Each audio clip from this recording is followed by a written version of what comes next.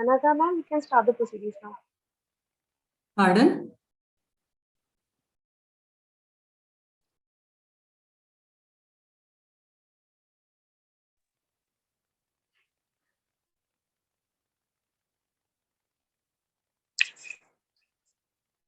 Ma'am, you can start the program.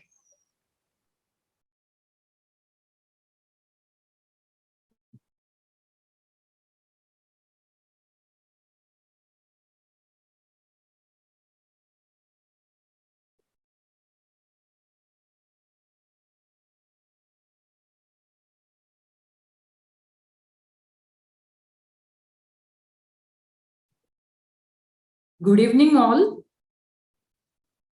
I am thankful, first of all, to CA Preeti Savla and all the core members of this organizing team for this special seminar and for giving me the opportunity for introducing CA Sheetal Shah.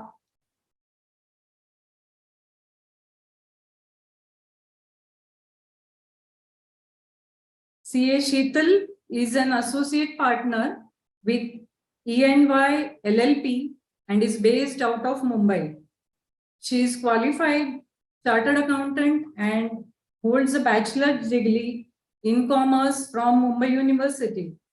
During her career span of more than 200 years, she has advised various clients, including Fortune 500 companies across several sectors, including technology, M&E, logistics, travel and tourism, pharma, and not-for-profit sector on domestic and cross-border tax issues, including structuring of investment, treaty interpretation, cash repatriation, and transfer pricing. She has vast experience in providing litigation advisory and is associated with many landmark rulings at tax tribunal, HC, and AAR level. She has contributed articles in international tax magazines and made presentations at professional forums. So I welcome CA Sheetal Shah and request her to just begin with her expertise on this subject and guide us on the various issues and aspects regarding the subject proper. Thank you all.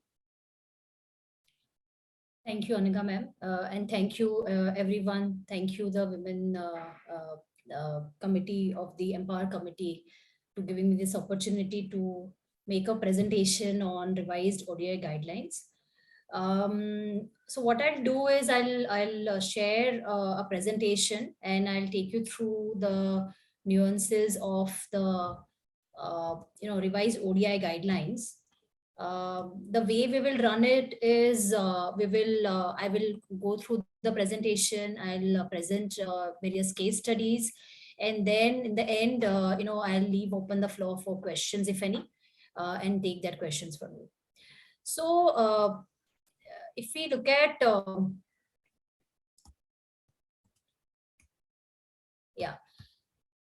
so what we are seeing in the news, I mean, this is just a summary of what we are seeing day in, day out in the newspaper is the way India is progressing in its outbound journey. We have seen India to overtake, UK recently on the world economic ranking. But what we have seen over the last few years is Indian companies or India origin companies going overboard in their sourcing of outbound investment. Hitherto, the investments were done by likes of Tata's, Ambani's, Birla's, and Reliance. But what we have seen now, there are new players on the block like Adani, and we have also seen various startups who are initially as startups, but now they've become unicorn, and they are also going and acquiring companies across. What is very, very important here is while the government is definitely providing a framework, you already had a guidelines on ODI, guidelines of 2004, or famously known as FEMA 120. which which provided a framework for ODI or the overseas direct investment.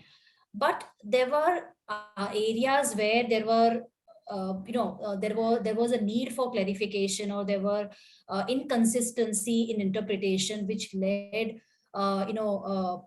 players to go to regulator, that is RBI, seek RBI approval. And what emanate therefrom is there was a valuable time that the companies have lost when they were competing in the global market with other companies from different different jurisdiction. What we have, if you just look at the data in terms of what is the actual ODI outflow over last 3 years. I mean, of course, you can see a dip on account of COVID in 2021, but then again, there was a huge increase in terms of the actual outflow ODI in the year 2021-22, and which had gone up to USD 17 billion. There is also, if you look at the overall financial commitment, that is also picking up pace with what it was in July 2021. Now, before we go on to the actual overseas investment guidelines, I mean, I just want to give a couple of thoughts, or basically what I feel when I read the rules. What is my first impression about the new guidelines? As I said, government is always making, I mean, the directionally and trajectorily, government's objective is to ensure that Indian companies are provided level playing field when it comes to investment in the overseas or the global market. And with that direction, in August 2021, government came up with the draft FEMA guidelines on ODI, and then the final ones came recently. But when I read the draft and also the final, I think one thing which is strikingly coming visible, or basically the impression that I got is, government has ensured that there is a clear path on liberalization, rationalization, and such that it will facilitate Indian companies to go and make ODI and OPI investment. If I look at, like, very summarily, if I just talk about a few aspects which are quite striking in that sense, is the way they rationalize the definition of net worth and bring in alignment with Companies Act. They clarified certain aspects around round tripping. What does it mean for control? What is the coverage of OPI? Because again, there was a issue that whether OPI will include unlisted investment. There was also clarity on investment in GIFT City, investment in IFSC. There was also a clear path or a clear mechanism provided for companies where companies which have non-performing assets, or which have which are under investigation, or from any of the regulators like SFIOs or ED or a CBI. What does it mean for them, whether they have to, if they want to make ODI, what is the path ahead for them? There is also a clarity in terms of how does investment in foreign startups being made. And again, this is not just restricted to companies, but also resident individuals and persons other than companies and resident individuals, like trusts, societies, etc. So all in all, if I look at the guidelines, and if I look at the way the government has come up with with various parts, when I read various schedules, there is a lot of clarity, a lot of clarity and clarification provided, and which I think is good enough, because liberalization just doesn't mean providing relaxation. I think it also makes more sense to see a lot of clarity, to see that companies do not spend their valuable time in going to RBI and getting their approvals for various aspects on interpretation issues, etc. So I think, as I said again, directionally, government has ensured that what were a few aspects which are lacking in the rest, while FEMA 120 are all clarified. Of course, there are certain areas which will definitely involve some level of interpretation, which will also require, and we'll see in the weeks to come that government will come up with some guidelines again, or clarification to the guidelines, if I may so say. But I think all in all, it's a good move, and providing a lot of liberty or clarification or clarity to the investment community. So with that, if I just jump into the guidelines, and the way I have just structured my presentation is, I'll just give you a broad overview of different components of OI, which is overseas investment. It includes, the financial commitment. What does it? It includes two part: financial commitments and OPI. And then within financial commitment, you have your ODI, and you have investment other than ODI, like the debt instrument, etc. And then you have your OPI. And again, all these would be applicable to, as I said, foreign companies, and which will include LLPs, partnership firms, LLCs, and also, resident individuals, trusts, and non-corporate entities as well.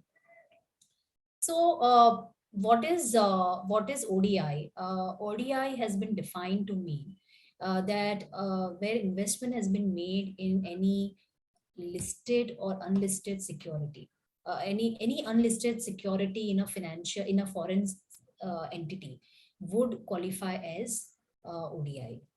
It will also include investment in foreign entities, which is more than or equal to 10%, which will also include investment by way of rights issue, by way of, bonus issues, etc. And particularly if you have more than 10%, it will also means that there is enough, you exercise enough control.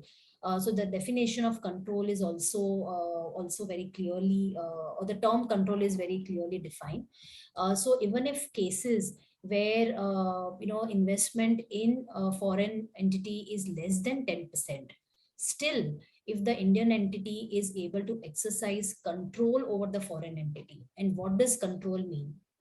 Control has been defined to include, the ability for the Indian entity to appoint board of directors of the foreign entity, or the ability for the Indian entity to control the management decisions of the foreign entity.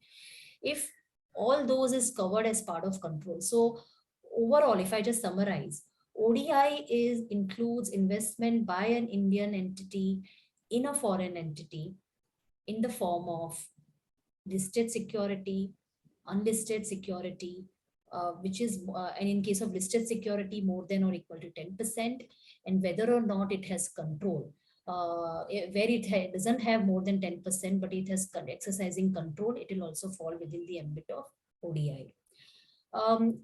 The second component of financial commitment, as I said earlier, is, debt instruments. So earlier, there was a lot of I would not say lack of clarity, but I would say that there is a lot of procedural aspects which investor has to go through in case they wanted to give, guarantee to their overseas subsidiaries. Again, there was no clarity whether guarantee can be given to the step down subsidiaries, whether investment in debt instrument can be made.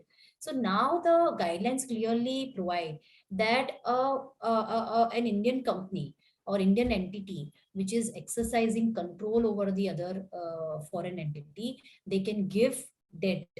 Debt would be in the form of loan, in the form of other debt instruments, and it should be clearly defined in terms of, there should be proper agreement to the debt and also, so that is permitted. It has been clarified that guarantee, Indian company can also give guarantee and pledge to and on for behalf of the foreign entity. And again, that would mean that it would not just be restricted to the immediate subsidiary, it will also be available, or it should also be possible for the step down subsidiary as well. So again, this is a very welcome move and very welcome clarification, I would say, as part of this guidelines. So if we look at the right side of the slide, it talks about OPI. Now, OPI is something which is other than ODI. The way it is defined is other than ODI. So there was always a confusion that whether investment in unlisted shares can be covered under OPI. OPI, I hope everybody knows it's overseas portfolio investment. So whether overseas portfolio investment would include investment in unlisted securities. There were different interpretation, and people were taking a view that yes, unlisted securities or investment in the unlisted securities of foreign entities also covered within OPI. However, the guidelines very clearly lay down the scope of OPI. It says that anything which is other than ODI. So firstly, it doesn't allow investment in unlisted equity. It allows a listed Indian entity to make investment in foreign listed entities. Again, the listed entity investment in the foreign jurisdiction should be less than 10%, because if it's more than 10%, it would go in the category of ODI. So again, any investment in listed securities by Indian company or resident individual, which is lower than 10%, would fall in the category of OPI. So if you just look at the bottom of the slide, it talks about, what I've done is I've just summarized. If you have investment by corporate, and if it is more than or equal to 10%, where you have equity as well as control, it will characterize or categorize into ODI. If investment is less than 10% in equity and no control, then it will come under OPI. So it, like I said, right, that investment in unlisted securities is permitted only under ODI route and not permitted under OPI. So this is the broad framework or broad coverage of OI or overseas investment, which is coming in the guidelines. Moving forward, this I'm talking about, on this slide, I'm talking about what are the different contours of making investment, and I'll go one by one, I'll go on different aspects of the concepts which are clarified by the guidelines. Now, what the guidelines says that, investment in a foreign company which is engaged in a bona fide business activity is permitted either under ODI or OPI. Now, the question comes is, what is bona fide business activity? Bona fide business activity is an activity which is a permissible activity either under the Indian law or under the law of the foreign jurisdiction or foreign territory in which the investment is being made. So, for example, like investment in, and then the question comes is that whether it would include items of whether it will include investment in activities which require approval or which are permitted but with approval. Again, there is no clarity here, and we are foreseeing some level of clarification on this. But all in all, all the activities which are otherwise bona fide and which are permitted under the Indian law and under the jurisdiction of under the laws of the jurisdiction where the investment is targeted, it should be possible both under ODI as well as OPI route.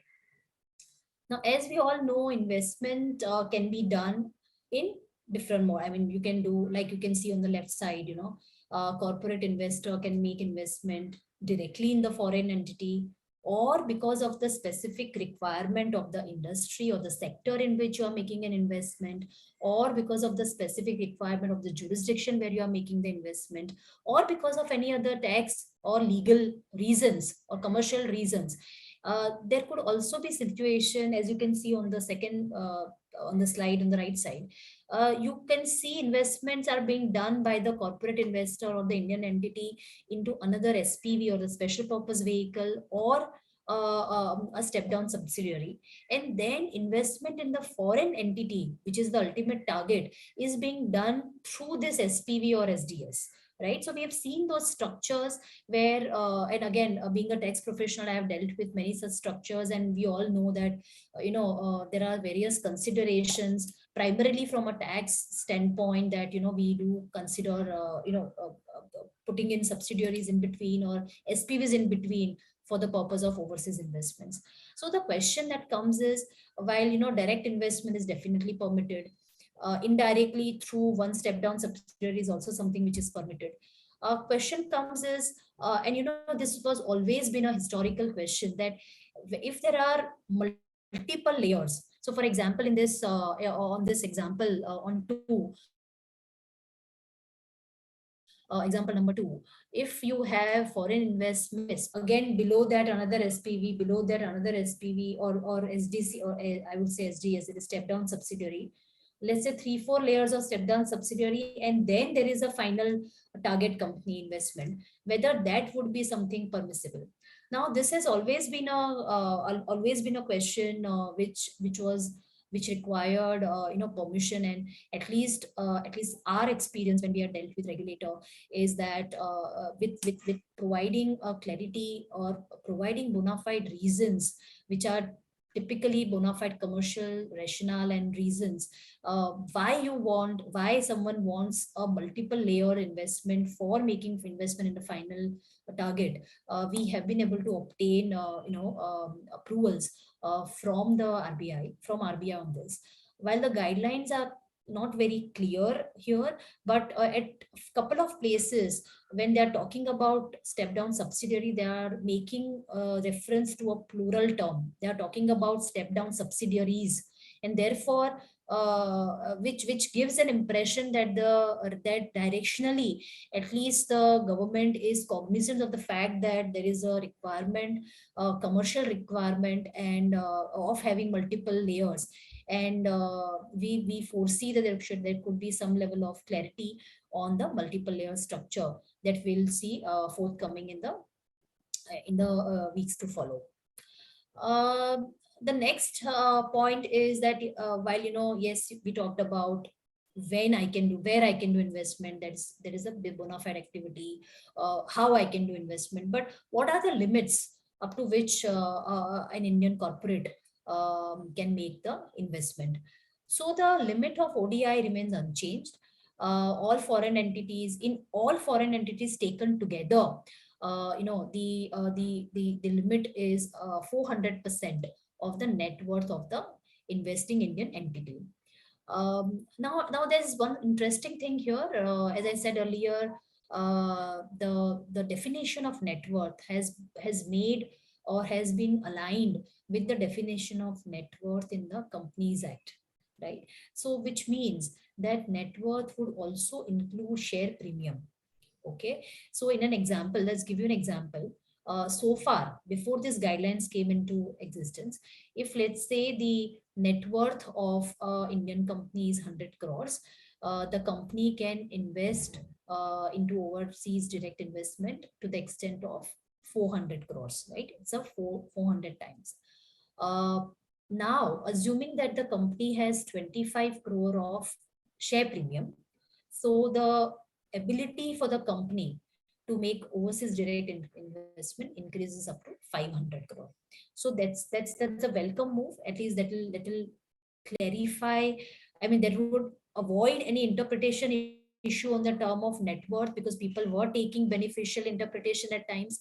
But by bringing alignment with the definition of Companies Act, at least the regulators have done provided enough clarity, and also kind of increase the overall limit within which the investment can be made. The limit for OPI, which is overseas portfolio investment, is up to 50% of the net worth. Again, that is for the investing Indian entity. And for individuals, resident individuals, the limit of which is available in the liberalized remittance scheme, which is LRS scheme, which is $250,000. So again, that's the overall limit for the financial commitment that has been provided under the guidelines. Again, it is noteworthy that the guidelines, and again, the guidelines clarify this, that the limits doesn't apply to Maharatnas or Navratna or many Ratnas, like we are talking about the scale of BPCL or IOC, ONGC, etc. That the Maharatnas, right? The SBIs and all. And when they make investment in the overseas thing, there is no restriction on the limit, or the financial commitment limit doesn't apply to them. Okay. Again, there is also a clarity that the strategic investment. So again, what is being clarified is that uh, there are certain sectors. Again, this limit for Maharatnas and all will not be applicable if they are making investment in strategic sectors, and the strategic sectors have been defined to mean investments in oil and gas, minerals, submarine lines, etc. Again, if the investments are being made in the strategic sectors, one important point here, strategic sector also includes startups. So if an Indian entity is wants to make an investment in the foreign entity, right, which is a recognized startup as per the local jurisdiction, then and if they're making an investment making entity is Maharatna or Navratna, there is no limit which is there applicable to them. What are the modes of making this investment? I mean, how do you make this investment? I mean, it can be done by subscribing to the memorandum of association or purchasing actual equity capital, investing through rights, bonus, and most important thing, which came as a welcome move or welcome clarification, is the swap of securities. So earlier, investment by way of swap of securities required RBI approval or prior RBI approval. But here, what the government has clarified, that now henceforth, swap of securities is also a permitted mode of making ODI. So again, that is also a very welcome move, if I may call, from the on part of the government. Um, moving forward, again, the question that comes that once you make an investment, whether you can transfer those investment to somebody else. Of course you can do that, and that is permissible. However, the guidelines which are there, the pricing guidelines or the valuation guidelines or the transfer pricing, if the investment is done in the related party, there is also transfer pricing applicability, because transfer pricing is applicable across all the jurisdictions, and therefore the transaction of transfer of equity shares in the share capital of the foreign entity can happen only by following the internationally recognized benchmarking exercise or the benchmarking methods. Are there any restrictions on the sectors where ODI can be done? Yes. Yeah, while we spoke about strategic sectors, there are also some sectors which are not permitted. The key ones, I mean, the ones are real estate activity, gambling, and where you are dealing, or where the foreign entity is dealing in financial products which are linked to Indian rupee. Again, this cannot happen. So this can be done only with prior approval of RBI. It is noteworthy that the entire real estate activity is not restricted. What is restricted is the actual buying and selling or the trading in land, which is restricted, and also when you are trading in the development rights, etc. I think that part of the trading is restricted. But if you are doing a proper construction activity as part of your real estate activity, and when I say you, I'm talking about the foreign entity.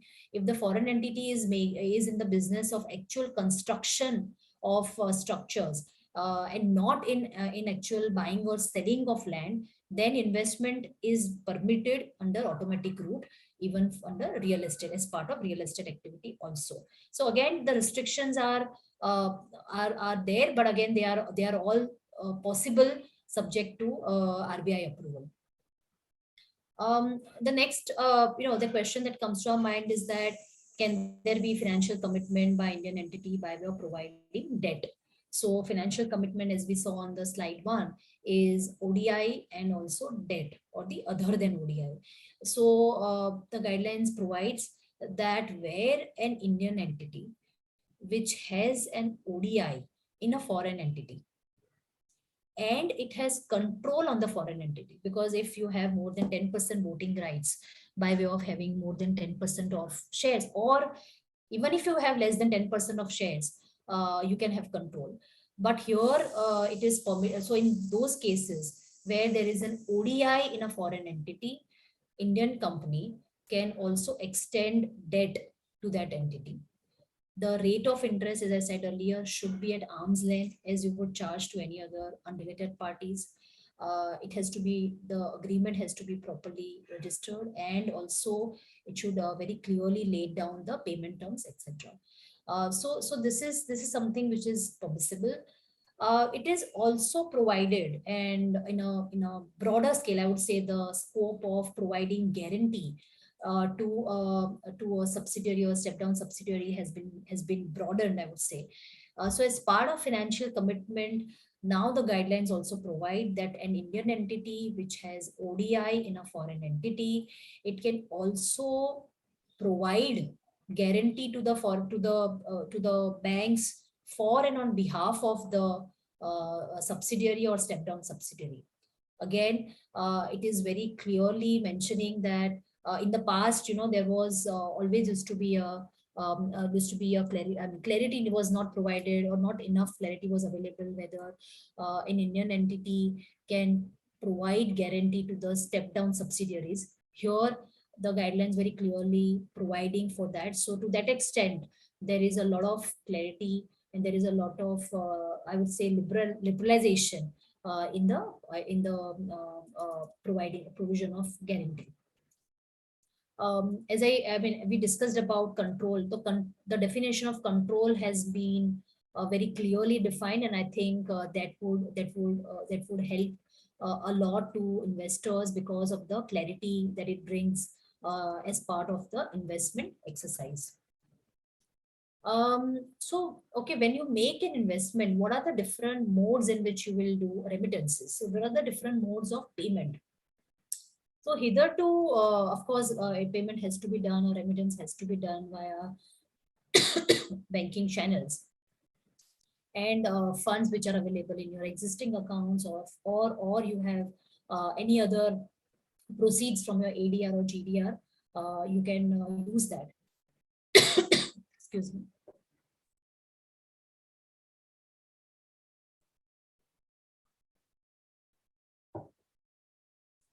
So you can use that for making payment for your investment.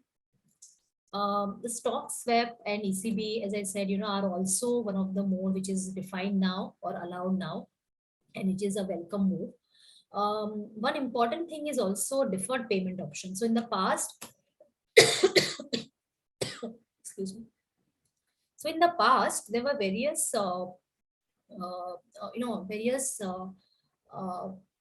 transactions where we have seen that uh, commercially parties agree for deferred payment, and this deferred payment can be when the investment is being made or where there is a divestment is being made. So there are certain performance linked criteria were laid bar there in the just give me a minute, please.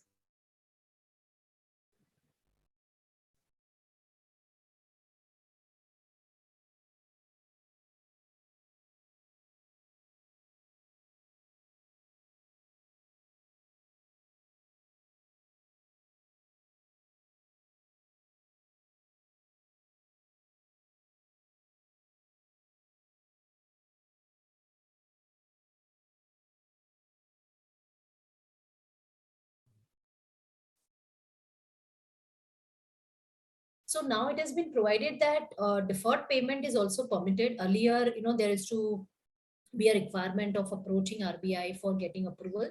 But now, if your agreement, if the share purchase agreement clearly defined parameters and the milestones at which the payment is to be done, it is something which is permissible. And last but not the least, on the investment in startup. Now, as I said, the guideline provide that an Indian company can make investment in the foreign entity, which is a recognized startup as per the regulation of that jurisdiction, right? However, the limit is that the investment in startup has to happen from internal accruals only. So if an Indian entity is not allowed to borrow and make investment in startup. And the rationale is particularly because investment in startups, as we have seen, is not always profitable, and therefore it would not be financially viable in the long term for a company to borrow and make investment in startups, because we have seen many startup investments going bad. So I think that's the overall logic when we had interacted with regulators recently. I mean, that's the logic behind making this clarity or the clarification in the guidelines.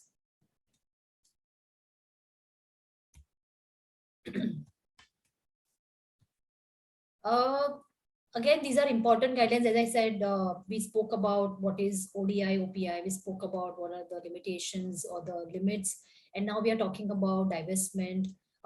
In particular, what are the restrictions, if any, on transfer and liquidation? So, transfer of investments or divestment on investment in ODI is permitted under automatic route. I mean, there are no approvals needed there. If there are any mergers, demergers, or amalgamation, buyback happening as part of which are approved by a competent authority of the respective jurisdiction, that is also freely permissible. Whether it is India or a host jurisdiction, that is also permitted under automatic route. The only restriction is that transfer cannot be done without holding the ODI for less than a year. So minimum period of holding of 1 year is a requirement before you make any divestment. And of course, as I said earlier, deferred payment option is available. It is not only available for making investment into ODI as ODI, but also when as part of divestment, when the Indian investor is also allowed to receive the consideration in the deferred payment mode. It is also something which is permissible, subject to certain conditions. One most important amendment, or I would say clarity or relaxation, I would say, which is provided in the guidelines, is on the restructuring of balance sheet. So I am sure many of you would have dealt with the situation where an Indian company has made investment in a foreign entity, and the foreign entity has incurred losses. And we have come across those situations where the auditor of the Indian company would force for making the recognizing the loss of the, or basically restructuring the balance sheet of the foreign entity before they do the consolidation. Again, this was requiring RBI approval in the past, and therefore it used to be a very difficult thing to achieve within the statutory time limit which is permissible under the Indian law. What the government, or what as part of this new guidelines, what the clarity has been given, is where foreign entity has incurred loss and they have been incurring losses for 2 years, okay, previous 2 years, then it is permissible that the Indian entity can restructure its balance sheet, can restructure the balance sheet of the foreign entity. Again, there are certain rules laid down on diminution in value of investment entity, on valuation part of it, and where there are what and there are certain limitation on if the reduction is, or write-off is 20% or more. So again, these are a few rules, but which one has to follow. But I think the key takeaway for all of us here is there is a flexibility provided now, that there is no need to go and seek approval of RBI, where you have to restructure the balance sheet of the foreign entity which is making losses for a period of 2 years. So I think if I look at the overall theme with which the guidelines have been drafted, it brings a lot of clarity, and also a level playing field, I would say, for Indian investors when they have to compete with their counterparts or from overseas jurisdiction for any global acquisition or any global deals. So with this, what I'll do is I'll quickly take you through I'll while we have broadly discussed the concept of ODI, OPI, and round tripping.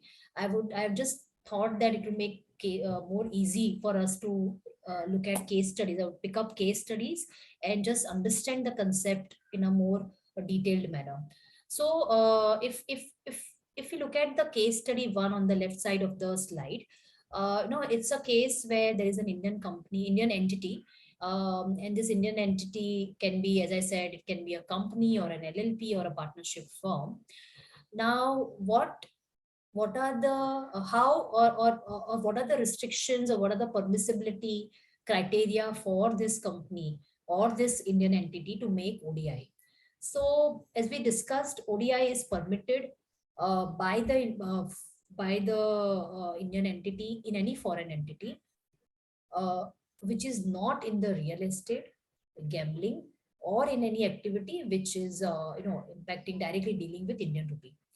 So therefore, if the FCO one, in our example, on the left side of the of the case study one, if FCO one is in the business of real estate, again, real estate here, what we mean is the trading of land or trading of rights, and we are not talking about genuine construction activity by any entity. So if FCO is on restricted real estate activity and gambling and other non-permissible activity, then investment is not permissible in that FCO one. However, if you see the middle of the of that case study, if FCO one is making investment in financial services sector, now this is again a very welcome move. Hitherto, ODI in financial services was permitted only for Indian companies which are in the business of financial services themselves, or which are registered with regulators in India. However, now the government has clarified, or they have broadened this aspect, and it has been provided that ODI in financial services sector is also permitted for companies which are not engaged in financial services themselves, right? However, it gives restriction on banking and insurance sector, but apart from that, it is allowed in any other form of investments overseas. So in this case, let's say a foreign company one, Indian entity is not in the business of financial services. If this Indian entity wants to make an investment in FCO one, which is in the financial services, other than banking and insurance, they can make investment. This has been the clarification provided. There is also one step further. I mean, it has been liberalized one step further. That if an Indian entity is in a business where if the insurance activity is integral part of that activity, if it has been established that insurance activity in general insurance is an integral part of that activity, then that Indian entity can also make investment in a foreign company which is engaged in the insurance activity.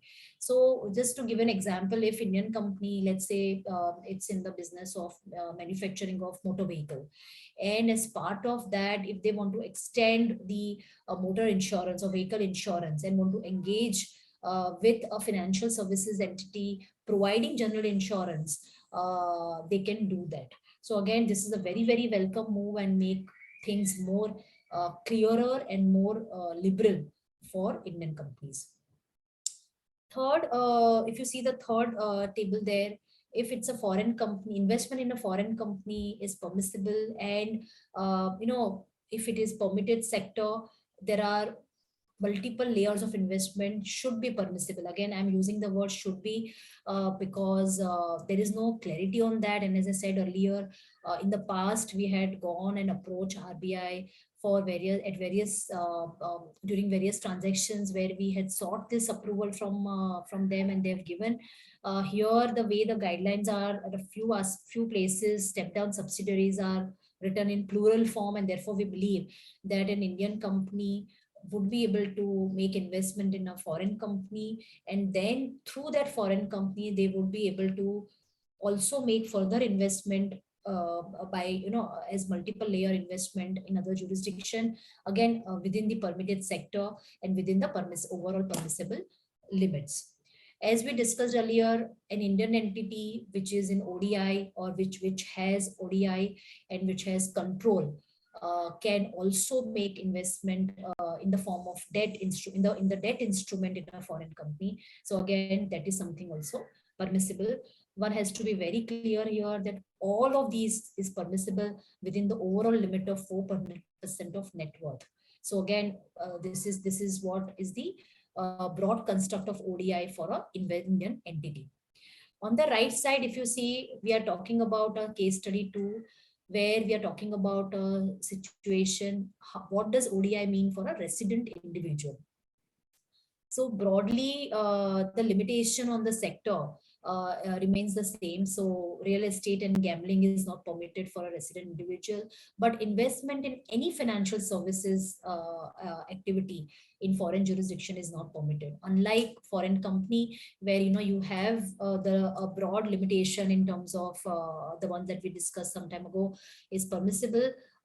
This restriction applies to a resident individual. So a resident individual cannot make investment in a foreign company which is engaged in financial services, real estate, or gambling. The middle section of case study 2, if a resident individual has investment in the in FCO 1, and if it has if he enjoys control over it, so if he has the control over FCO 1, then it cannot make investment in FCO 2, right? So once the individual has control over a foreign company, it cannot make a subsidiary or a step down subsidiary. A multi-layer structure is not possible where you have control at the first level. However, if you do not have the last part of that case study, if a resident individual does not enjoy any control in the first foreign company where it had made ODI, it can make investment in various other companies or other step down subsidiaries at multiple levels. So there is no restriction, there is no restriction to that extent provided to a resident individual. Whether a resident individual has a control or not control, that investment in the form of debt in a foreign company is not permissible. So again, that's a clear no for a resident individual, right?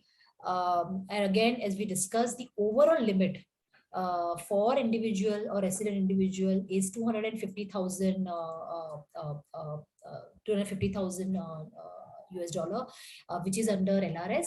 And again, it's important to note one thing here is that if a resident individual wants to make investment exceeding this limit, okay, and in sectors like financial services is not permitted in the case of a resident individual, then it should consider making those investment by setting up a company in India and making those investments through the company, because companies enjoy company LLP or partnership firm other than the individual any other form, they enjoy this freedom of making investment in specified sectors, particularly financial services.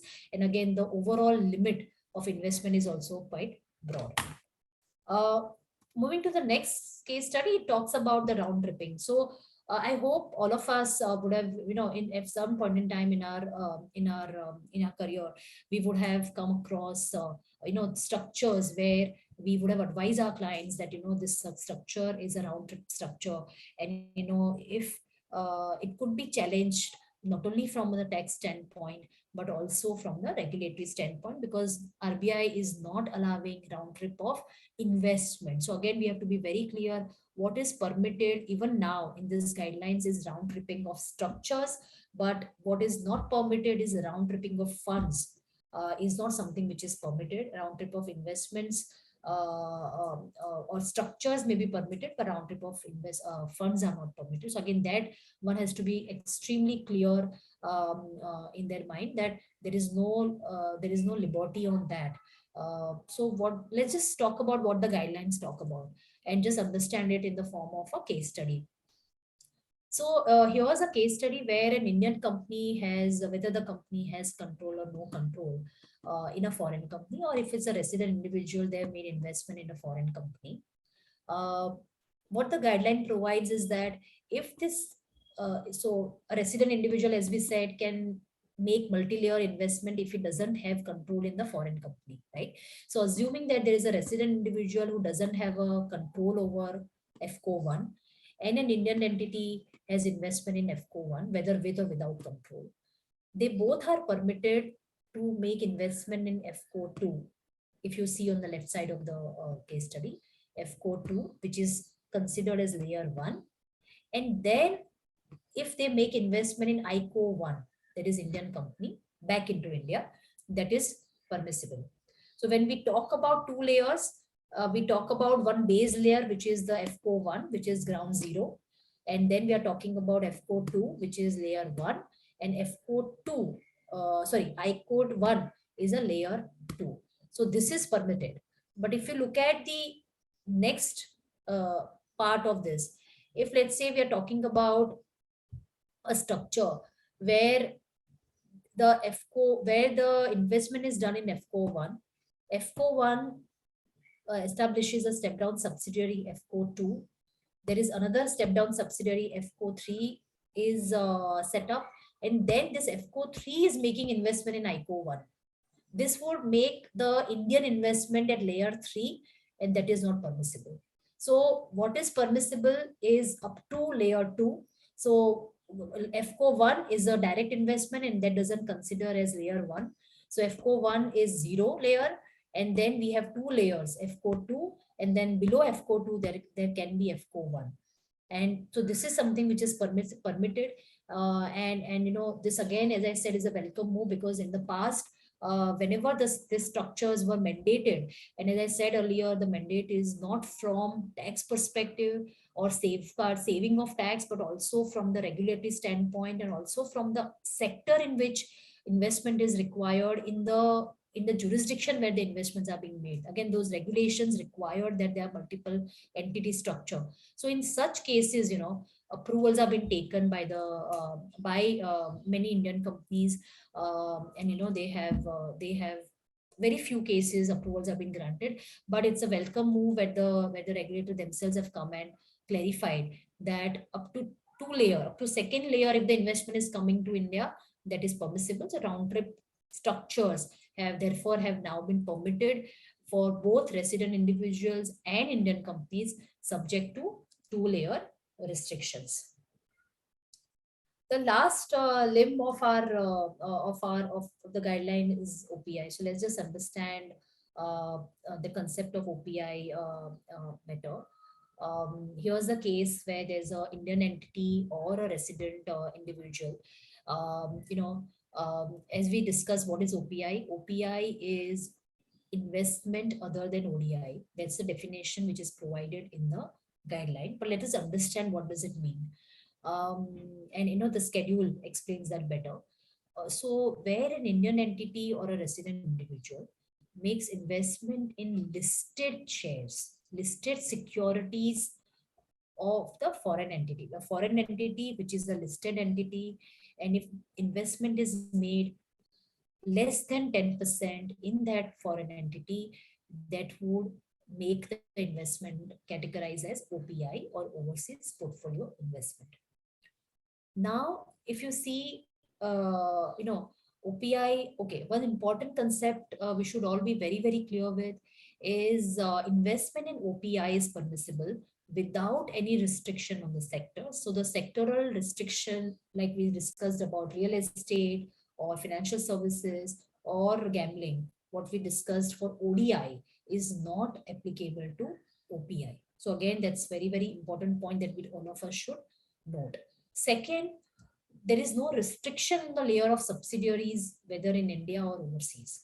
So if you see in the case study of FCO1 can have multiple layer of investment in foreign jurisdiction or in Indian jurisdiction, and there is no restriction on round tripping that we discussed, right? That in the earlier slide we saw that if the Indian investment is coming back as layer 3, it would not be permissible. That is applicable only to ODI if the investment is less than 10%, because the person or the investor is not exercising control, is less than 10% in a listed security, then the restriction on sectorial restriction or on the investment, as well as the round tripping restrictions or the investment in multiple layers are all not applicable.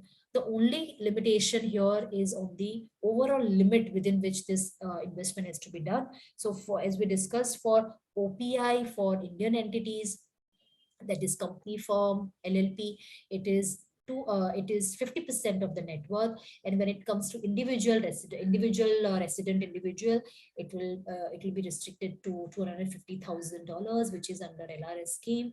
And therefore, one has to be one has to be, again, the point that I made earlier, that if a resident individual wants to make investment exceeding the limit, which is 250,000 limit is there, he can consider uh, uh, floating a company and making investment in OPI through that company, because there the overall limit gets extended up to 50% of the net worth of the company. While we said that OPI is permitted in listed securities, but if one were to read the guidelines carefully and one were to see what is permitted and what is not permitted in particular, so OPI in listed foreign security is permitted, but the guidelines very cleverly mentions that that is permissible only for an Indian entity which is a listed entity. So if an Indian entity is not a listed entity, right, then that there is a limitation that it cannot make investment in a listed foreign entity, but it can make investment in other forms of debt and other forms of investment within the limit which is provided. One important point to note here, and this is also one of the area where the investment is freely possible for without any limitation except the monetary limitation for a company and resident individual, is investment in IFSC or GIFT City. So earlier, there was little or less clarity, I would say, in terms of what is permitted in invest, whether a resident individual can make investment in IFSC, what are the limitations, what are the approvals. Here, what the government has clarified here is that a resident individual can make investment or contribution in the investment funds, the alternate investment funds, or the other investment funds which are set up by the overseas entities in GIFT City, in IFSC, within the permissible limit of the OPI limit, like this 50% of net worth. So there is no restriction on resident individual to make investment in IFSC or in GIFT City as part of OPI. Again, the last point is again very, very important. OPI in an unlisted equity is permissible. So we said that investment in unlisted share is not permissible under OPI, but there is an exception to it. Investment in unlisted equity is permissible for resident individual where the investment is in the form of ESOPs or qualification shares. So we have seen, many companies, again, a company which is overseas company giving ESOPs to a subsidiary in India, or the employees of the subsidiary in India. And this can be in the chain, overall chain, it can be of the 15th or 17th level. Again, there is no limitation on the layers there. So a foreign entity can make, or the Indian resident can make investment in the ESOP as part of ESOP program in the unlisted shares of the overseas company. Similarly, qualification shares which are available to directors, again, the investments can be made by resident individuals in the qualification shares.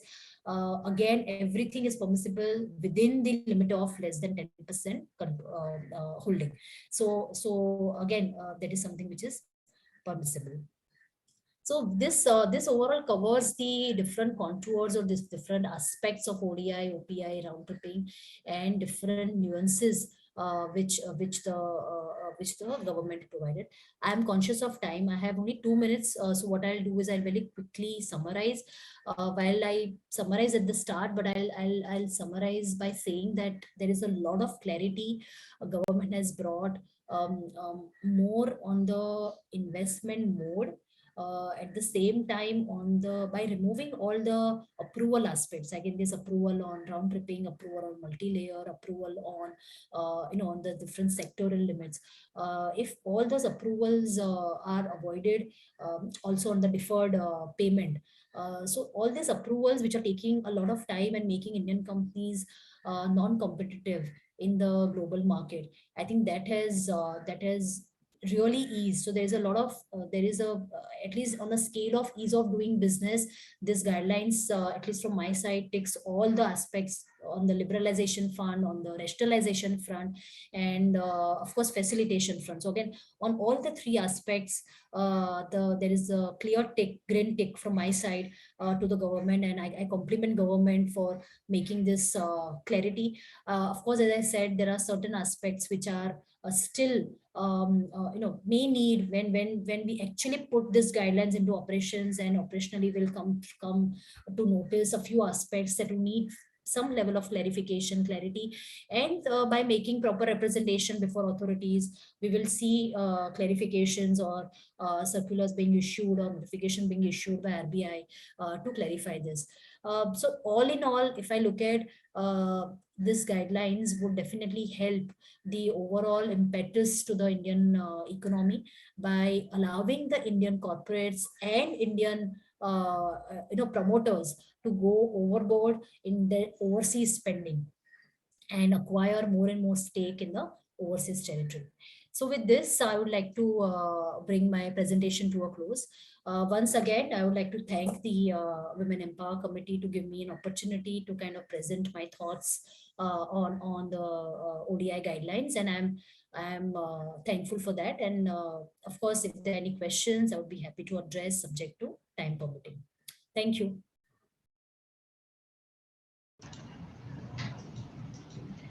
Thank you, madam. Thank you for such a great session. Am I audible? Yes, you are. Yeah. So, on behalf of all the members and my colleagues, I am glad to express my vote of thanks to you. I thank you for accepting our invitation and for being here with us today, madam. And we really hope and wish to hear you again and again in our committee. Thank you so much. Thank you. Thank you very much. So, we'll start with the next session. I request Divya to take over. Yes.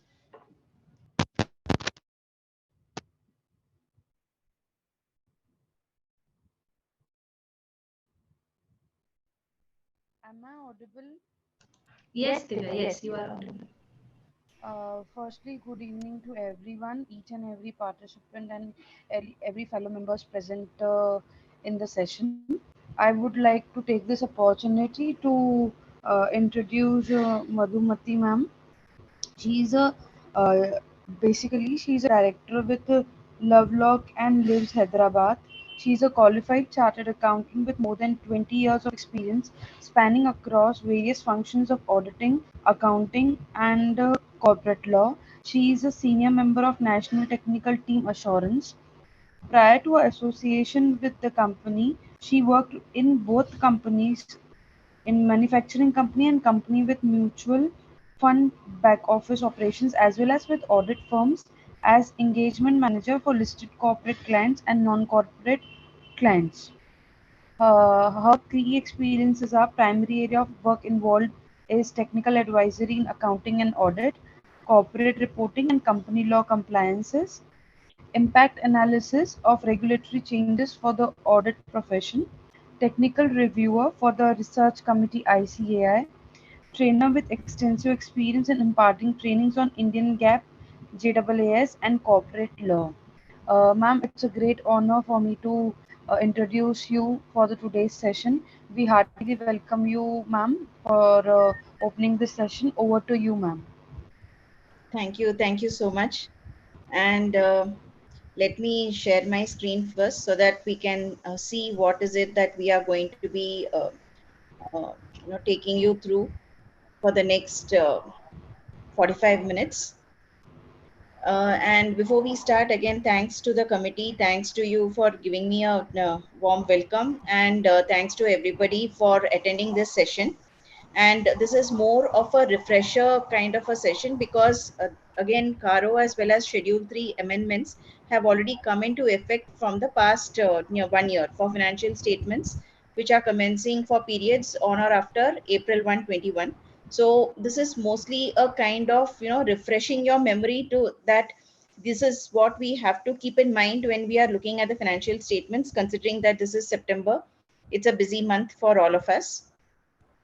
So let's take a look at the agenda. It's the regulatory environment that we are going to be looking at first, then Schedule 3, then CARO 2020, and way forward. So if we look at the changing regulatory landscape, like if you take a step back and see how India has actually, or the regulatory environment in India has actually come uh, down the years. You have MCA, you have NAFRA, you have the Institute, SEBI, IRDA, RBI, SFIO, NCLT, and of course, there are other regulators as well.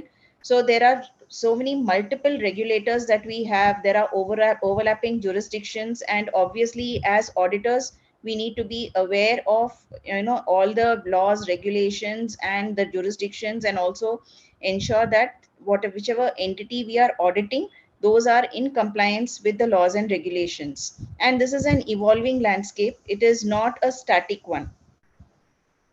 And if you look at the Companies Act also per se, right from 2013 to 2020 and even the recent amendments, we've come a long way across. And there have been various audit failures also, which is why again there was a need for more and more amendments and more and more regulatory notifications, circulars, everything which sort of clarifies and says that this is the way for companies to go. So one of the most important things that they have done was, if you see Schedule 3, if you see CARO, again, like CARO initially came out, CARO 2020, and then after that, it was realized that the disclosures that the company is required to make in its financial statements are not broad enough to support the reporting of the auditors in CARO, because it's a wider reporting landscape for auditors. So then there were corresponding changes which were also made to Schedule 3 of the Companies Act, so that the financial statements will also contain those disclosures on which the auditor is giving his opinion on. So if we see, Schedule 3 is actually divided into three parts. We have Schedule 3 changes which deal with you have Division 1, which deals with financial statements which are prepared in accordance with the company's accounting standard rules. Then we have Division 2, which deals with companies changes for companies which are following companies Ind AS rules. And then we have Division 3, which is primarily for NBFCs. So now what we are going to be looking at is Division 2. So let's see, and if we see on an overall basis, the changes which are there in Division 1 and Division 2 are nearly the same. There's not much of a change. And as far as NBFCs are concerned, that's a different thing. But right now we are going to be looking at Division 2. So if we see, whatever amendments have happened to Schedule 3, we can actually broadly classify it as a change in classification, amended disclosures, additional disclosures, and there is a residual category others, because in most of the companies you would definitely not come across those sort of disclosures that need to be made by companies. So let's look at the change in classification, very simple ones. Current maturities of long-term borrowings, earlier disclosed under other current financial liabilities, now we disclose under current liabilities borrowings. So securities deposit, the next FSLI, earlier disclosed under loans or other financial assets, now it comes as a line item under other financial assets, as is the same for bank deposits with more than 12 months. So that also gets classified under other financial assets. And if you see, as far as lease is concerned, lease liabilities, earlier it was classified under non-current liabilities borrowings and also under other financial liabilities. Now it forms part of the face of the balance sheet itself under financial liabilities after borrowings in case it is non-current, And in case it is current, then it would be after under financial liabilities, again after borrowings. Specified banknotes. So this we would all remember in 2016, there was this reporting that was mandated, but now this disclosure has been omitted because it was a specified period disclosure that that needed to be given, and correspondingly the reporting requirement which was there as part of the audit thing report, that has also been taken away now. Now let's look at the additional disclosures that now companies need to make. The first one is a statement of changes in equity. So if we see here again, the main change is this the inclusion of a column, changes in equity share capital due to prior period errors. So this is the only additional column that they have given, and all the other items remain the same.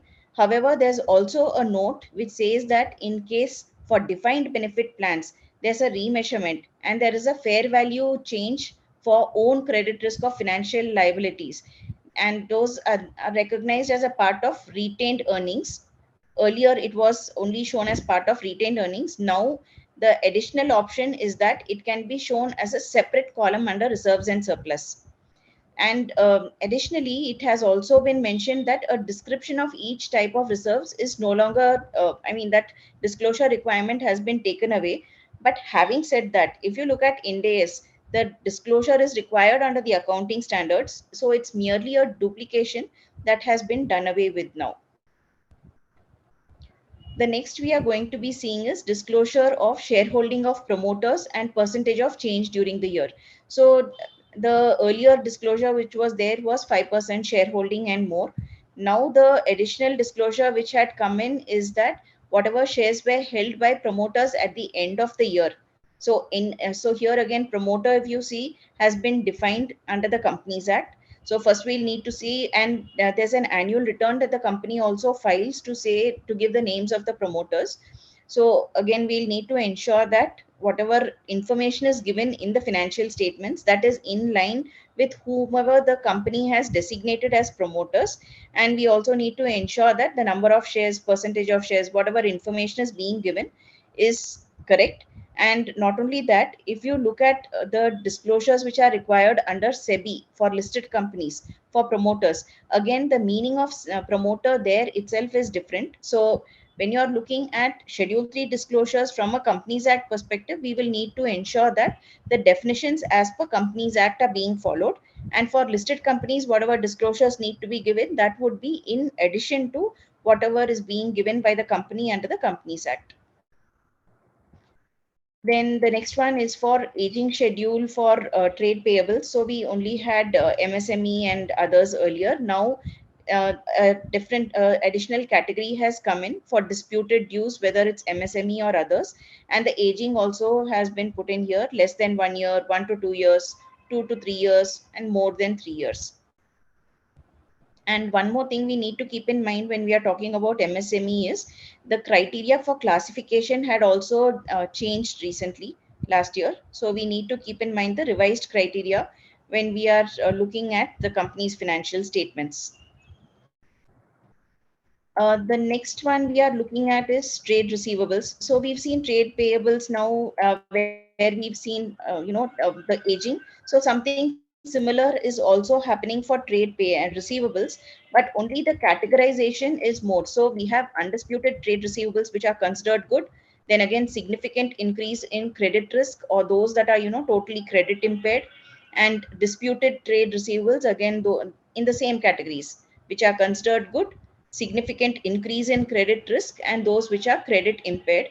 And here also we have an aging which now needs to be disclosed as part of the financial statements. So this actually makes it easier for any user of the financial statements to correlate it back with whatever provision has been made for trade receivables. So if there's an increase in the credit risk, or if it's credit impaired, then the user can go back to the accounting policy which talks about provisioning, and also the note which gives details on the provisioning. So basis that, it's like more information for the users here. The next part that we are going to be seeing is utilization of borrowings. So here, if the company has taken any borrowings from banks and financial institutions, and those were not used for the purpose for which it was taken at the balance sheet date, then those details need to be given. And here we can actually correlate this with the reporting requirement for the auditors under CARO, where in case a term loan has been taken by the company, then the end use of the term loan should be as specified by the company to the bank. So that is the reporting requirement, but the disclosure which is given here is for borrowings from banks and financial institutions. So disclosure is more, whereas the reporting for the auditor is restricted for term loans. The next one is for title deeds of immovable property. So here there is a specific table which has been given. So in case any immovable property is held by the company and the title deeds are not held by the company, then disclosure needs to be given along with the fact of who's holding it. I mean, in whose name it is, whether it is in the name of a promoter or a director or employee, and in which line item it is included. And this is and there's a corresponding CARO reporting requirement also. And one more thing we need to keep in mind, that there is a section 187 in the Companies Act which says that any investment by the company should be held in its own name, and by investment they also include immovable property. So that way, in case the company has any property in its possession where the title deed is not in its name other than a leased property, then it actually constitutes a non-compliance with the Companies Act as well. The next one is capital work in progress and intangible assets under development. So this was an area in which, most of the regulators, there was almost no disclosure which was given here other than a single, amount or something. And if the companies had a major amount, which is a material number which was showing there, they would probably give a note also to go with it. Now with this revised Schedule 3 coming in place, there is a lot of disclosure that companies need to give now. So in case there's capital work in progress or intangible assets under development, there's an aging schedule both for projects in progress as well as for projects which have been temporarily suspended. And not only that, there could also be intangible assets or capital work in progress where either the completion is overdue or there is a cost overrun.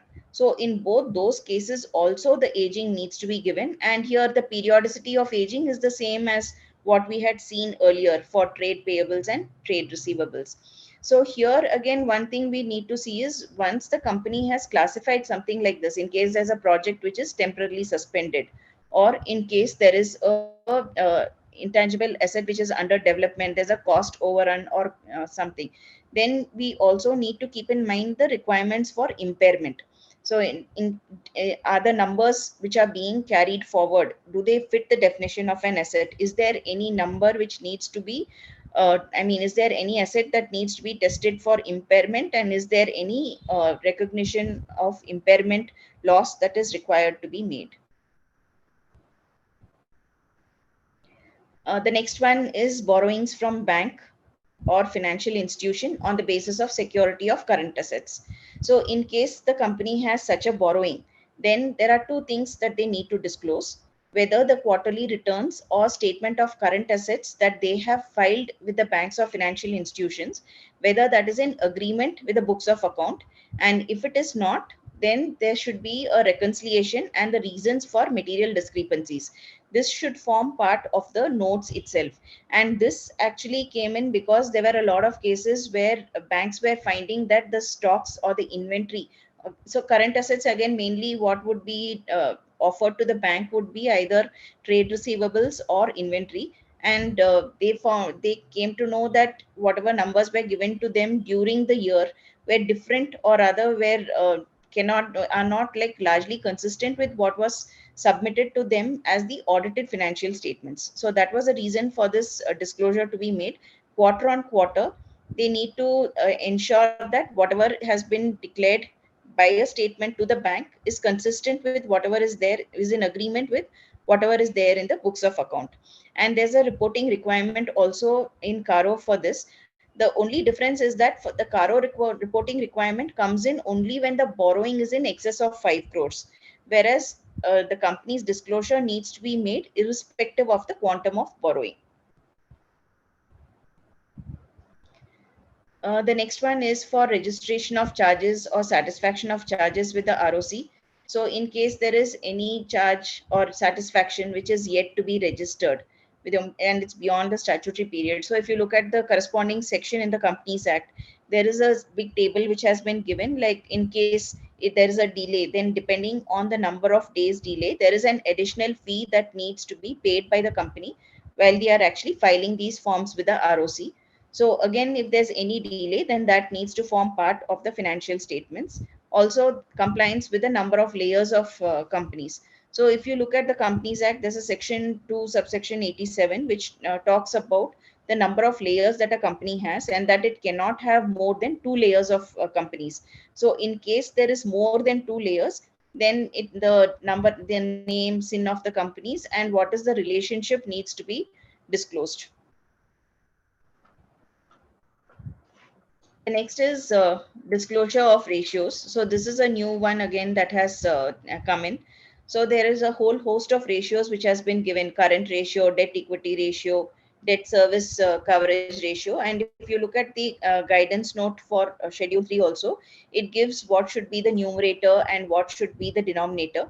And in the disclosures to the financial statements, when the ratios are being disclosed, again the items, the FSLIs that form part of the numerator and denominator should also be disclosed.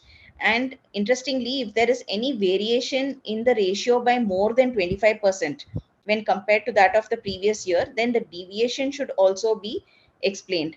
And if we correlate this to the reporting requirement in Caro, where financial ratios are being mentioned, that is the clause relating to going concern. So whether on the basis of financial ratios and other factors, whether there is any material uncertainty, that the company would continue to be a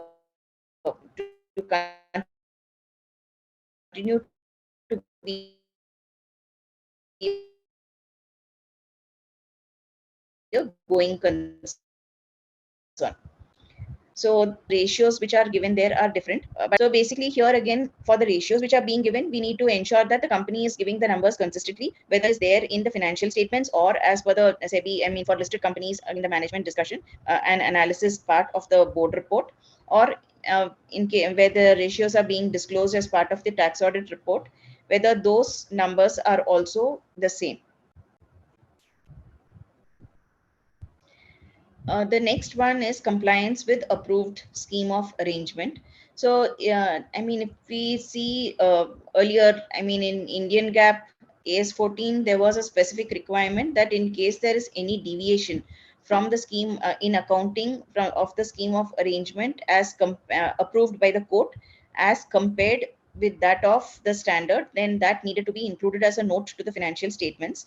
And the pre-revised auditing standard, SA 700 pre-revised, it also said that in case there is a difference between in the accounting treatment as per the scheme which has been approved and as per the accounting standard, then that needs to be included, highlighted in the audit report.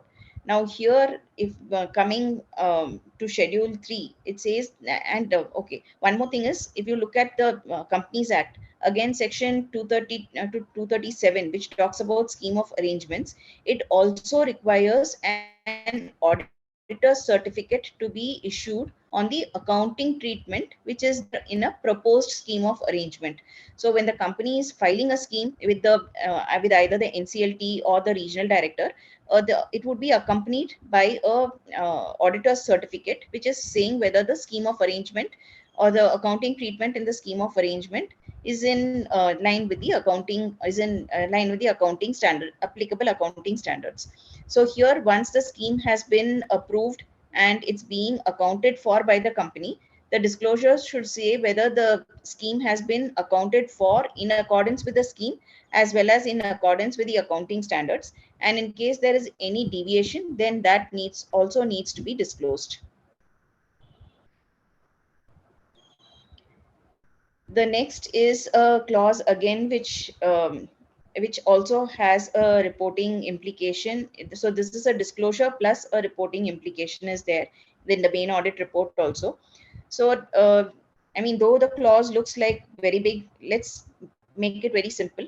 So we have a company A, we call that and we have a company B whom we can call an intermediary company, and we have a company C whom we can call an ultimate beneficiary.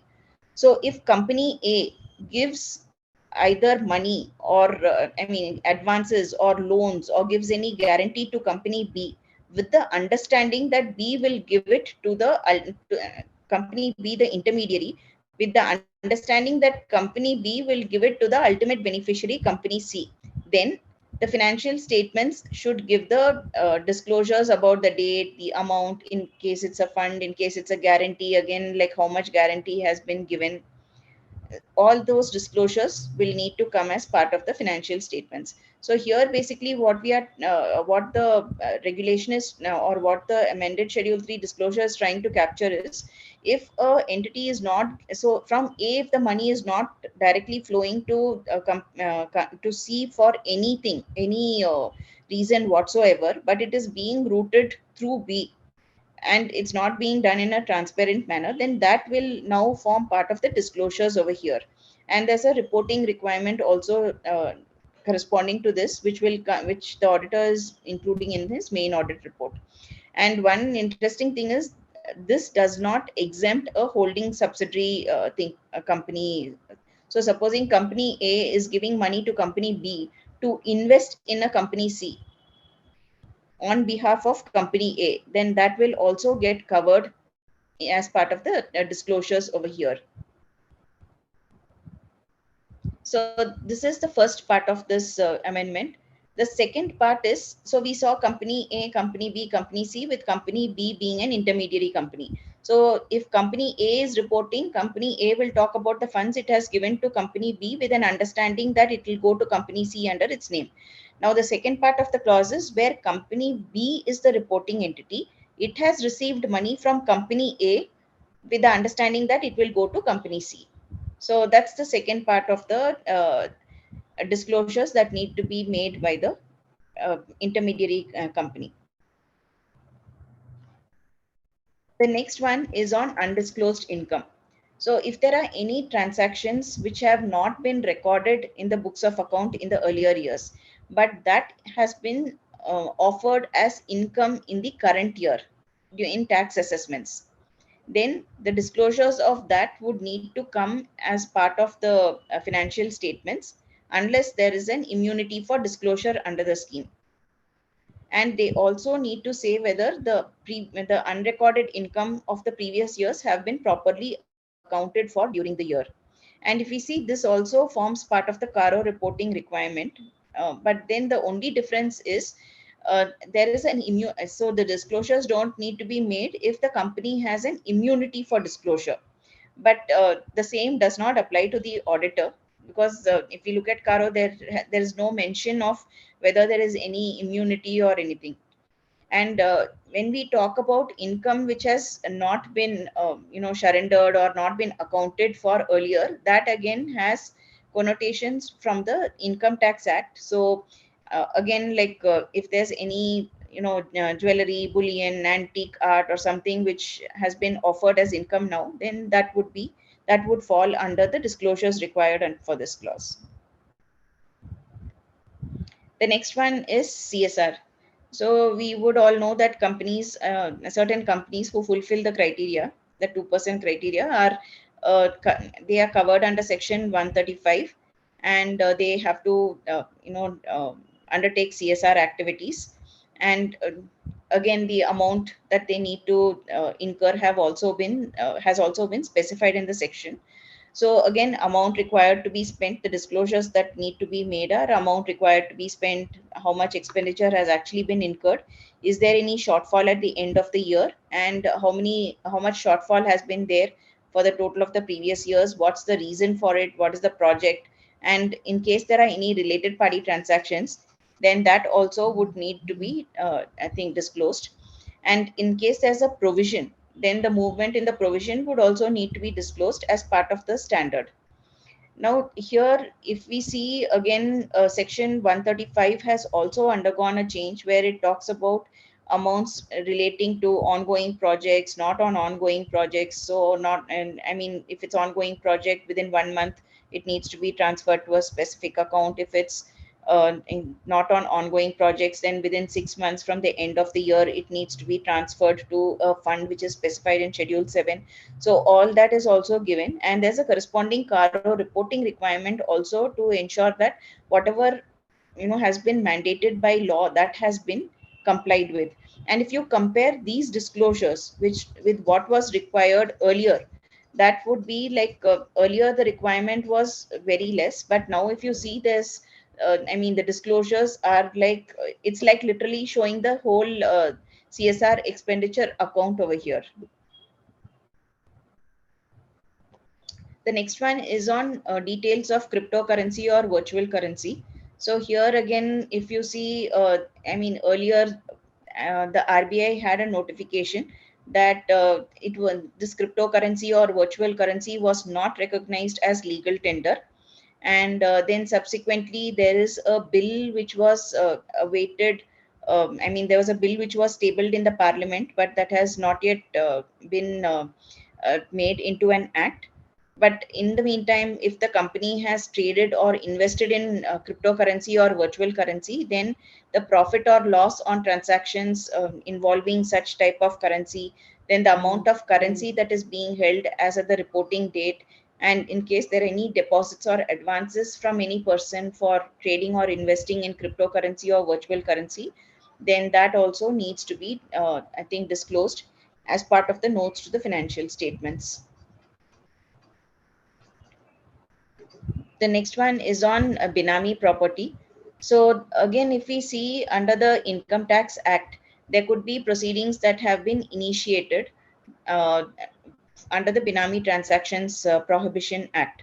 So, in case there are any proceedings initiated by the income tax officer under this act, then details that need to be given by the company in the financial statements are the details of the property, the amount, and who are the beneficiaries, and in which FSLI it is included. And if the property is not in the books, then that also needs to be stated.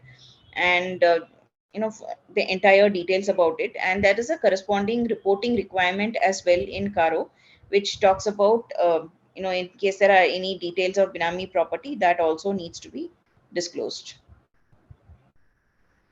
The next is on willful defaulter. So again, if we look at a RBI master circular, they actually give a definition of when a company would be declared as a willful defaulter. And there is also a website which actually tells which are the names of the willful defaulter. So in case a company has been called or has been declared a willful defaulter, then the date of declaration and what was the default, the amount and nature, that needs to be disclosed by the company in the financial statements. And one key thing that as auditors we'll need to see is, if the company has been a willful defaulter, is there a going concern trigger, I mean, a trigger to say that there is a material uncertainty in the going concern assumption, or maybe the going concern assumption of the company itself is not appropriate, or the reason for it being a willful defaulter as such. This is a simple one. This is for rounding off. So earlier, the word that was used was that the figures may in the financial statements may be rounded off. Now that may has become shall. So rounding off has become mandatory, and this is based again on the total income. The next one is a reconciliation of property, plant, and equipment and intangible assets. So, if you see, a very small change has come in. So, earlier also there was a reconciliation required between the gross and net carrying amounts from the beginning and end of reporting period, and we needed to show the additions, disposals, acquisitions, etc. Now, the only change is that if there has been a revaluation and a amount of change due to revaluation, and the change is 10% or more, then that needs that in the reconciliation that needs to be disclosed. And this again is forming part of a caro reporting requirement as well. The next one is on revaluation of property, plant, and equipment by a registered valuer.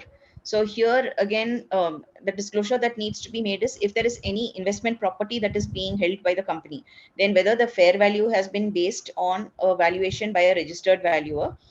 And if you see again under the Companies Act, Section 247, it deals with the registered valuer, and there are also the registered valuers rules as well.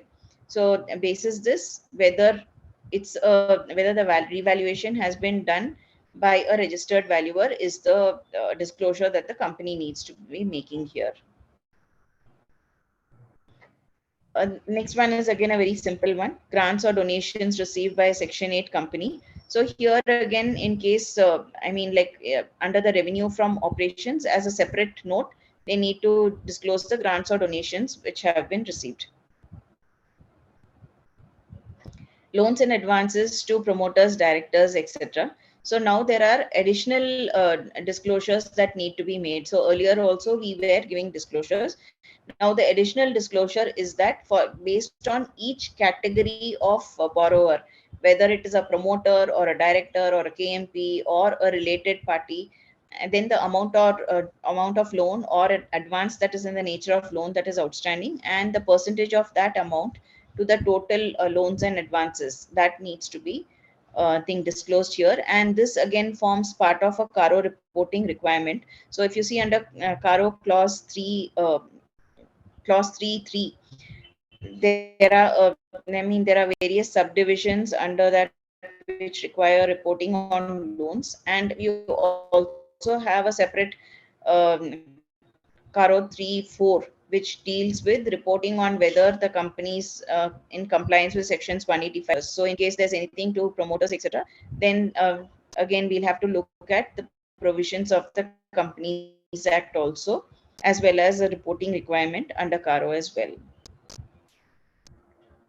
Then relationship with struck off companies. So again, if we look at the concept of struck off companies, that comes from the Companies Act. So the registrar can actually strike off a company, and this is either like either after he issuing a notice, or the company can also apply for striking off it if it's a dormant company and it is not having any in any nature of business or anything.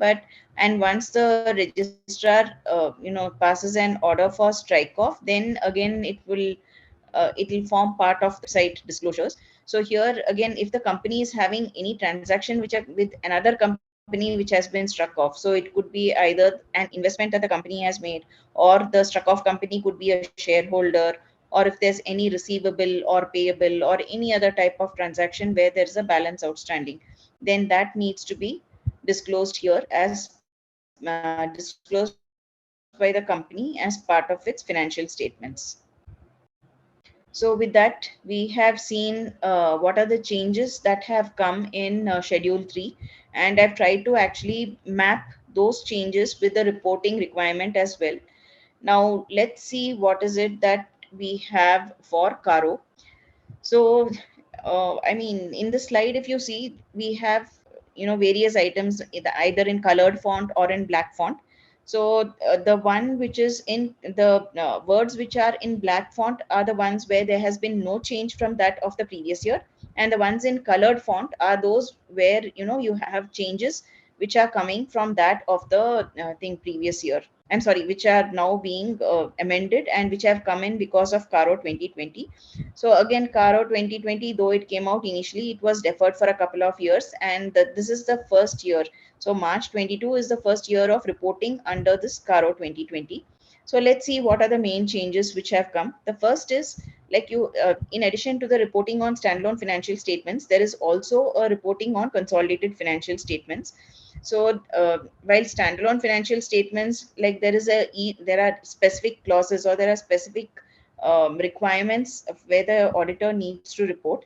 For the consolidated financial statements, the either from the parent company or from the component company's audit reports, if there is any qualification or adverse remark, then that needs to form part of the Caro reporting on the consolidated financial statements.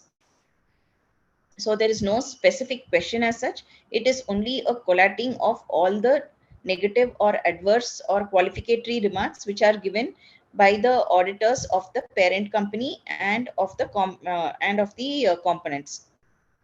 So let's look at what are the changes which are now there in Caro 2020 as compared to the pre-existing Caro. The first one is on property, plant and equipment. So earlier it was only PPE. Now it also requires reporting on intangibles. It also talks about revaluation and on what basis it was revalued. So we've just seen whether the revaluation has been done by a registered valuer, and there's a reporting format as well. And in case the companies were acquired by acquisition, the reporting format has been changed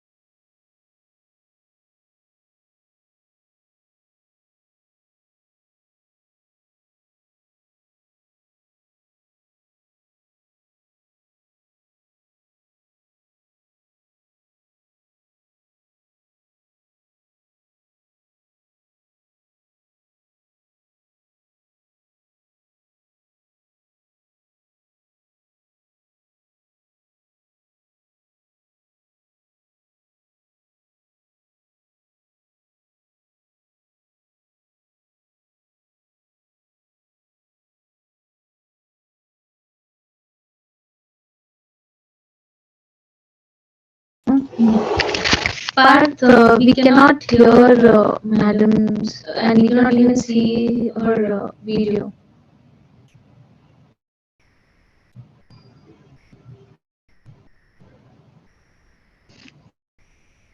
Hello?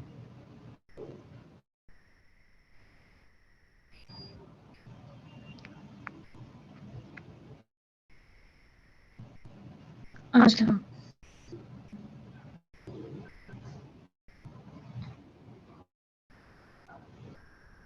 Um, okay.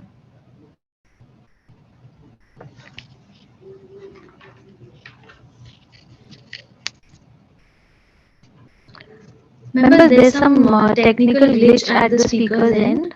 Just give me a minute to resolve it.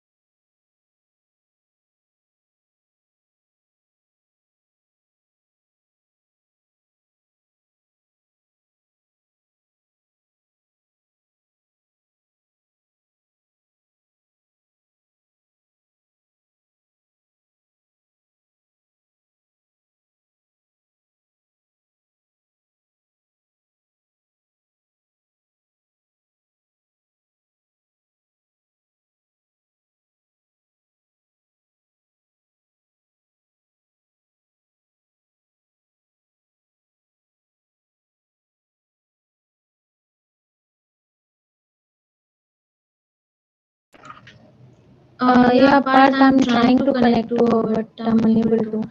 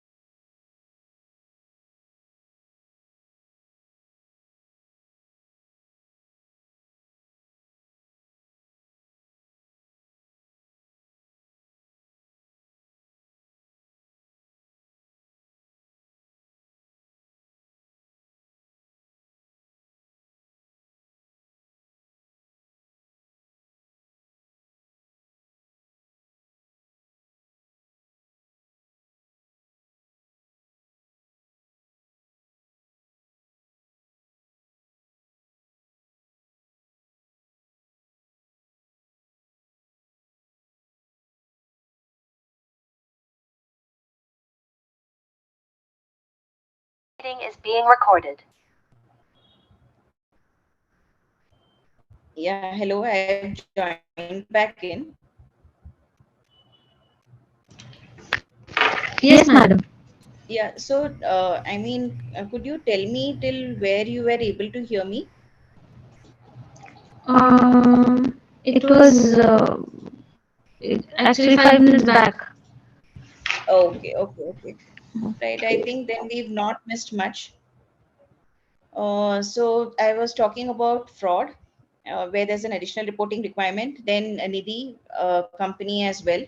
As far as related party transactions are concerned, then sections one, there's not much, there's no change from the earlier reporting requirement. Then internal audit system commensurate with the size and nature of business and reports of internal auditors. Again, internal audit system commensurate with the size and nature of business, that was there earlier as well. And reports of internal auditors, now in case the internal auditor has been appointed but no report has been given, then that needs to be reported on. And again, if you look at the Companies Act, it has specified the criteria for companies where a mandatory internal audit system needs to be there. So again, but this reporting requirement, it is irrespective of that criteria. And the next clause is on non-cash transactions with directors and related persons, compliance with section 192. No change. Transactions with directors and related persons compliance with section 192. So we are seeing the CIC. So again, the registration requirement, reporting on conduct of business without a valid certificate of registration, etc. Then again, cash losses in the financial year and in the immediately preceding financial year. So here, this is again a clause from one of the earlier CARO requirements, which has now been brought in back into CARO 2020. Then a new one, consideration of predecessor auditor's concerns prior to his resignation.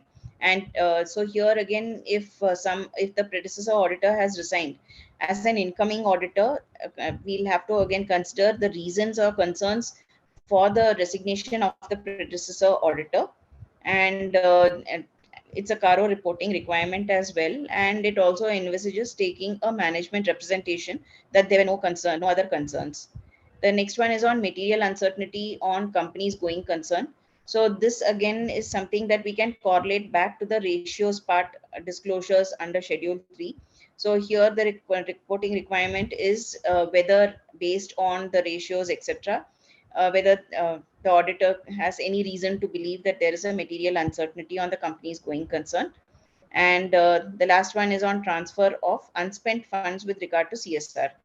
So again, like we had already seen, again, Schedule 3 disclosures for CSR at the end of the year, depending on whether it is an ongoing project or there is no project with a company, the specified timelines, and whether the unspent funds, both for the previous year or in case by the current year as well, if the company has already transferred, then the auditor's reporting requirement is there. So with this, we have looked at CARO and Schedule 3 amendments. Now, what is it that we need to keep in mind is that there are additional amended disclosures, and for each and every additional disclosure requirement in Schedule 3, there's a corresponding figure that needs to come. So from a company's perspective, there would be changes to IT systems, controls, processes. So IFC reporting may also be impacted. And we also need to see the reporting requirement, because there were amendments to the company's auditor's report as well. So we'll need to see the changes in the main audit report and CARO. So with this, I have what are the main changes? Thank you. So completed, Madhumati, I think. Sorry? Yeah, I think your session is completed. Absolutely.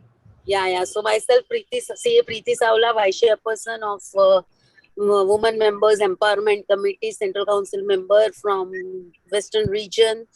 And I really thank you, Madhumati ji, and I can see Anagha madam, as well as Roshni madam and Divya madam over here coordinating this session.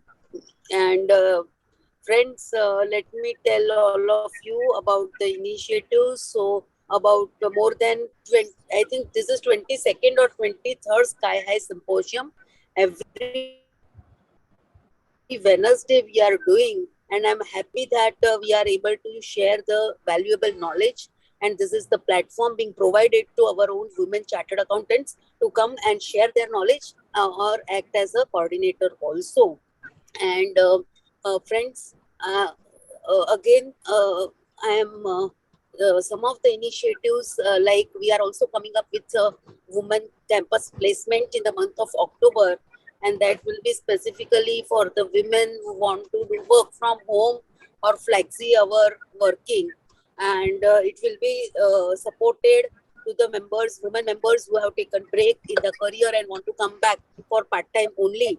So that campus interview journey will start, and the placement program will be there in the month of October, and very soon that registration window will open.